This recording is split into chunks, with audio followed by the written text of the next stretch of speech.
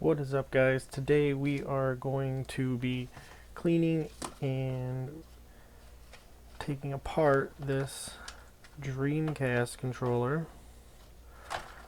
Paid $5 for it at the local thrift store. I'm going to show you how to take it apart and clean it. And in a future video we are going to be retrobrighting it. So let's get started. You need a Phillips head screwdriver. On the bottom you're going to find 6 Phillips head screws. So we're going to take those apart now. Alright, here we go.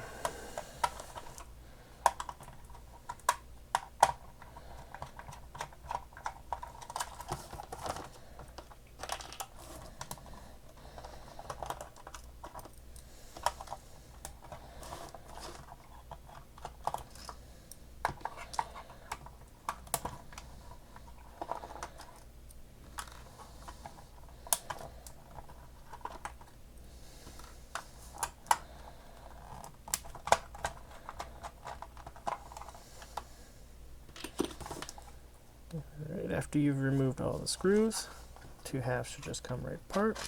Be careful because there is a cord here. You're going to disassemble that. There you'll have your bottom piece. This cord will pull right out. Just be careful not to break the connector on the motherboard. From there you'll be left with this. There's a couple screws here on the holding the board in.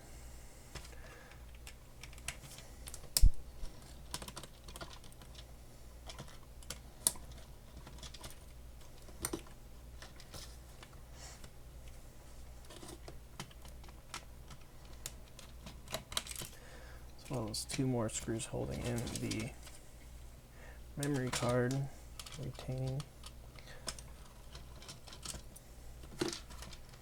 There, that should pop right out. You can remove this to wash that. This will pop off. These just connect onto the board. You've got rubber grommets and your buttons. From there, you're just going to take this to the sink and wash with soap and water. Next, let's take care of this cord. We're going to spray a rag with some glass cleaner. And you're going to pull the cord through as you squeeze it on the area where the glass cleaner is. As you can see, it's definitely dirty. Just do that a couple times. If the cord is extremely dirty, you can take a magic eraser and run the cord through the magic eraser. That can help remove scuffs.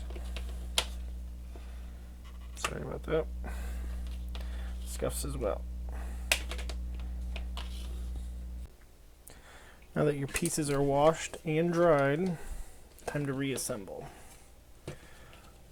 Take your motherboard,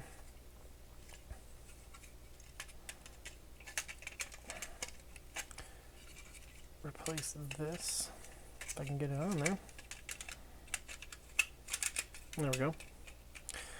Take your analog stick and place that. Here, once you get analog stick back on, set that aside. Start replacing your buttons. They're keyed, so they're only able to go in a certain way. See how it's got that key on there? So it won't fit there, but it'll fit there. So that way if you forget, I mean, you could always look it up if you really needed to. Also is printed on the board for you.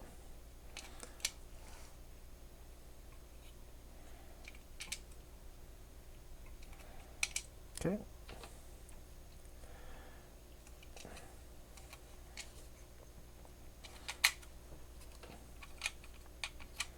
Should go pretty quick at this point.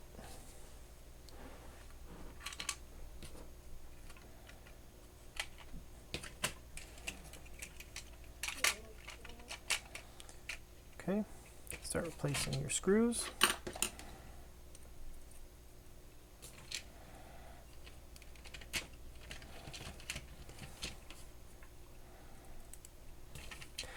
Make sure to like and follow and subscribe. I will be doing a RetroBrite video as well as an original Game Boy restoration and a PS2 controller restoration.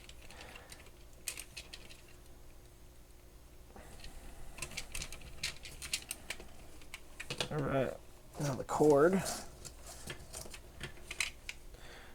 It's also keyed, so it only goes in one way. There we go. From there,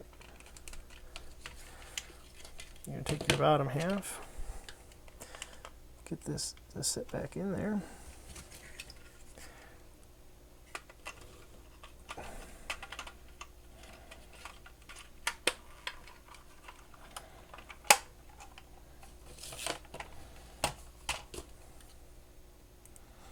Place your screws.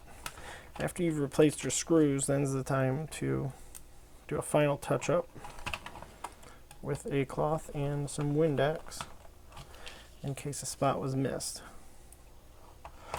As long as you put the controller back together without any water in it, make sure the plastic's dry. If it was working before, it should be working now.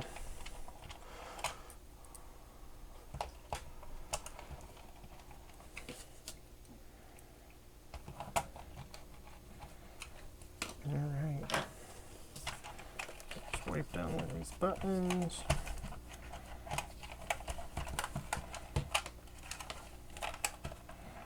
This controller is in need of RetroBriting, so we'll be doing a video in the future of that.